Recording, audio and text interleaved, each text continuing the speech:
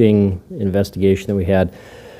This happened Sunday. It was right around 2:40. We were actually notified about 2:43 a.m., and this was in the 700 block of South Minnesota Avenue in a business parking lot. We're still piecing things together. We don't have all of the details, and one of the things I'm going to be talking about is we obviously want people to call in with information. So we had a lot of people that were outside in the parking lot. Different estimations, but could be around 40 people were outside. So obviously there were people outside that saw this take place. We had two different groups of people that know each other, had some type of disagreement. There was possibly a fight. And at one point in time, one person pulled out a handgun and fired it several times. We had three people that were hit. One of them ended up dying from the injuries. The other two were basically treated and released. The man that died is 37. Our second victim had an injury to his leg. He is 26. And our third victim had an injury to his arm, and he is 29. I kind of touched on this, that these groups of people know each other, so this is not a random event. Because they know each other, like I said, we're operating off the assumption that there was some type of disagreement or fight, but we're still looking for more information. Some of that information was learned from talking to a few people that stayed around and spoke to officers. So we're still working on details and trying to figure out. But one of the things we want is people to come forward. Because we had so many people that were out there, there's a good chance that people saw something, maybe heard conversations that were taking place either inside the business or outside the business. And some of the information we found was that we had a lot of people that had their cell phones out and were recording this. So there's a good chance that we have people that recorded this, the shooting that took place, maybe the incident, excuse me, maybe the events that led up to that shooting even. So we would like those videos.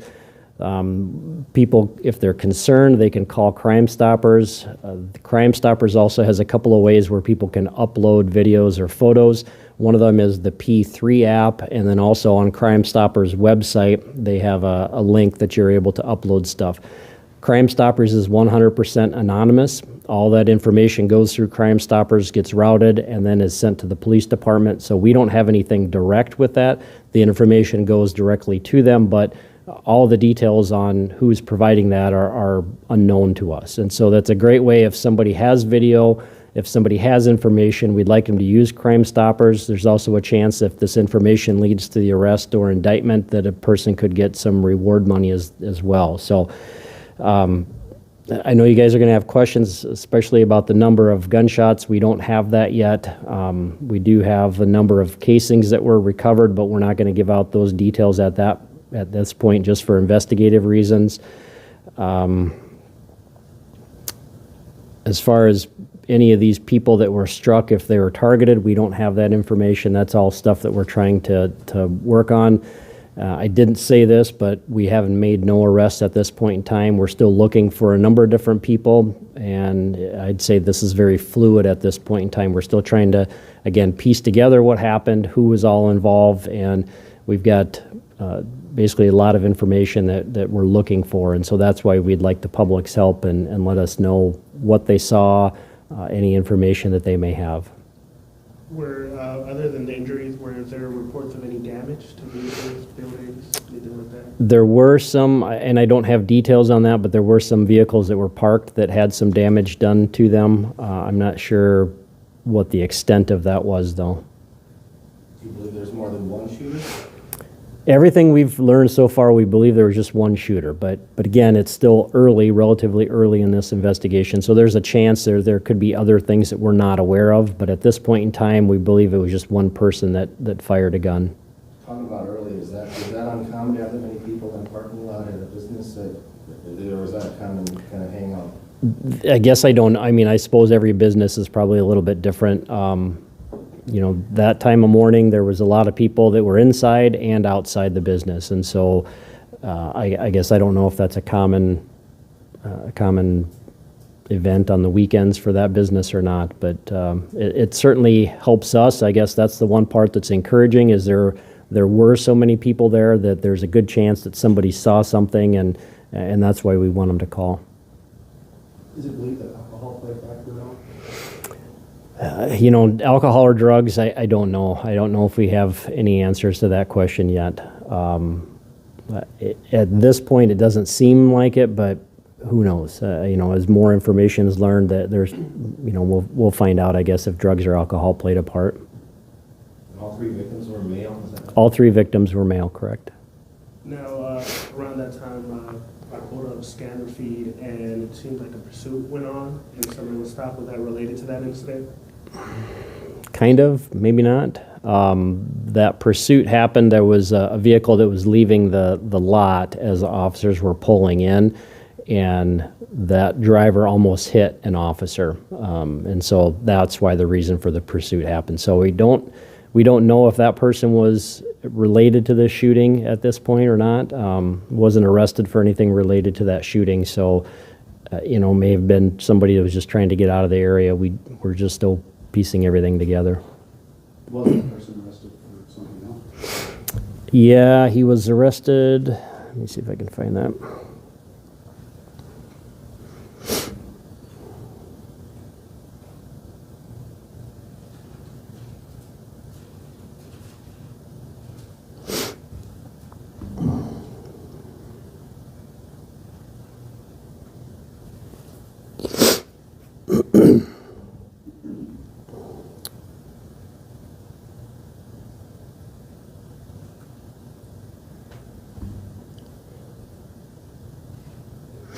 He was arrested for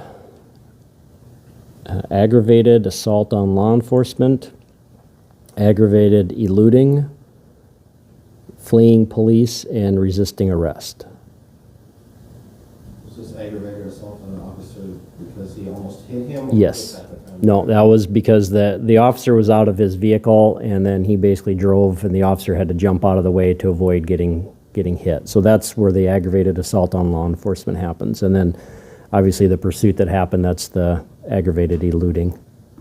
Was the resisting similar as well, or was he resisting after? That was after his vehicle he was driving became disabled, I guess. That's probably the best way to say it. And he took off running on foot, and so that's where the fleeing came in at, and then there was a struggle when he was being arrested. What area was he arrested at? Let's see.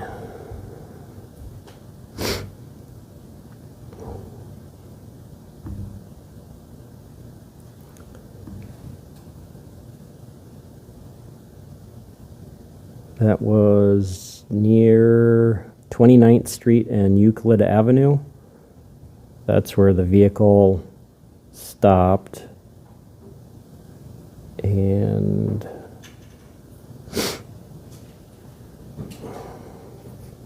I think it was just a short distance away. I think it was maybe in the 2200 block of South Euclid.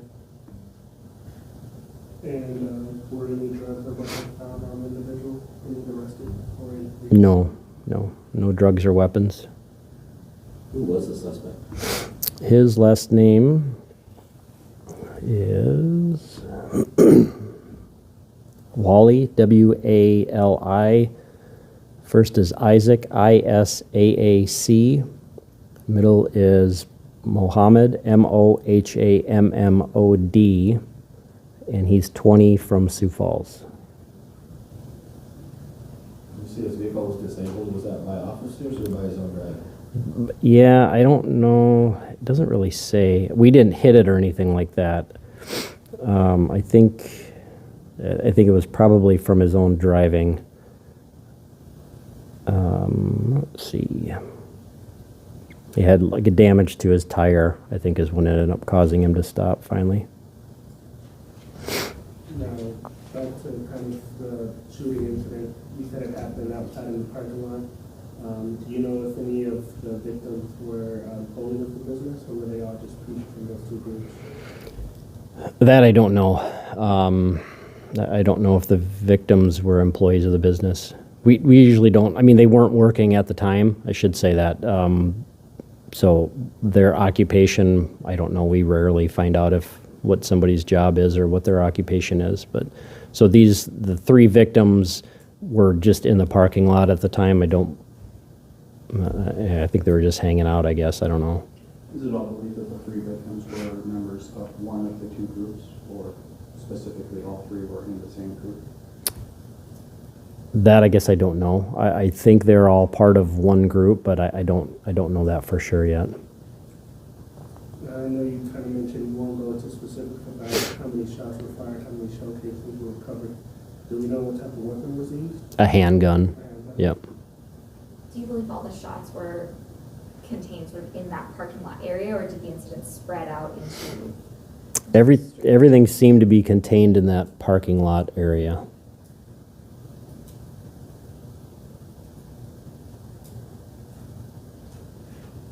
Anything else on that? Are you, I don't want to get too graphic, but are you able to say the person, the fatality, are you able to say where that person was hit? I'm not going to at this point in time. We have an idea where that person was hit. There's an autopsy that's going to be conducted later today, and so obviously we'll have some conclusive results from that, or at least a preliminary. But I think I'll just withhold on where he was shot at this point in time until the autopsy's finished. Were all the victims Sioux Falls residents? Yes, all the victims are from Sioux Falls. Are police looking at any surveillance video from the business or any surrounding businesses? Yes. That surveillance video, that's really become a key in every investigation, and this is no exception. So it's not just video where it happens, it's also looking at surrounding video. Sometimes we're able to backtrack where people go. We've seen that in other cases before, where we've been able to follow somebody basically through town and using different surveillance videos from different businesses. So this is no exception. We'll be looking for surveillance video that obviously helps us to figure out what happened and then also who was involved. And so the other flip side of that is the cell phones that people have. And this day and age, everybody's got phones, and they're pretty quick to pull it out and start recording if there's something big happening. So that's why we think that there's a good chance that some of this shooting was captured on somebody's camera, and so we want them to send that footage if they have that. Have police identified any people of interest in this shooting? We're still tracking people down. I guess that's probably the best way to say that. I wouldn't go so far as to say there's any persons of interest. There's a lot of questions that we don't have answers to at this point in time, so there's people we're looking to find, but that was basically information that they may have been there. And so we know there's people there. There's a lot of other people that were there that we don't know who they are as well. So those are the people we're asking to come forward. But at this point in time, everything's open. We're still trying to figure out who's responsible and what led up to this.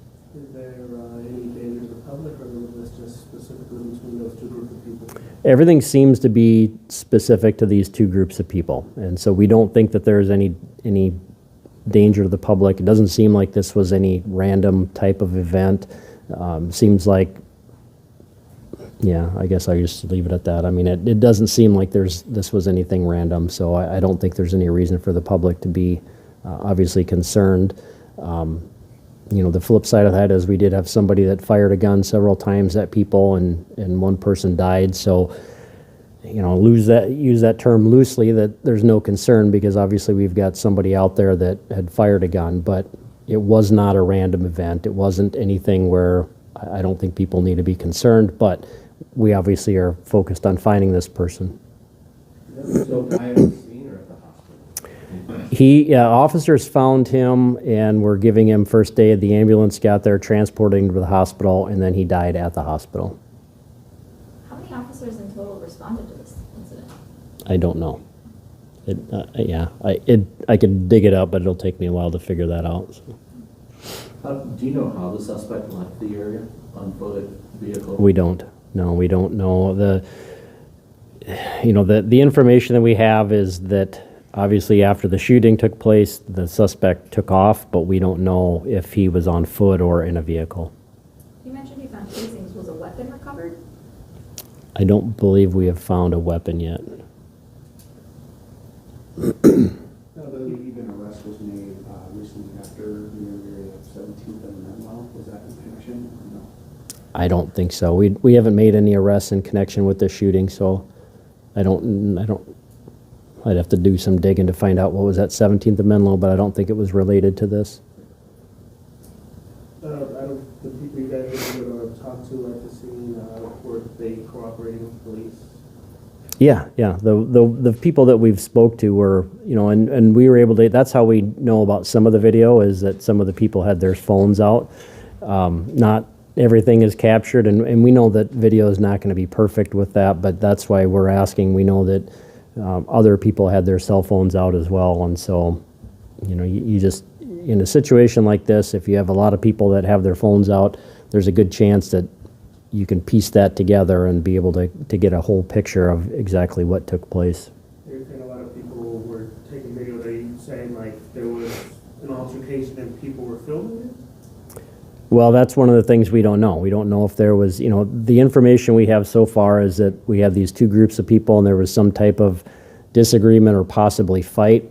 You have stuff like that, especially if it gets heated. People are usually pretty quick nowadays to pull out their phone and start recording it for any number of different reasons. So that's what we're kind of hoping, is that people may have been recording at that point in time because they didn't know what happened or what would happen, and then hopefully they would be able to have the shooting that was captured as well.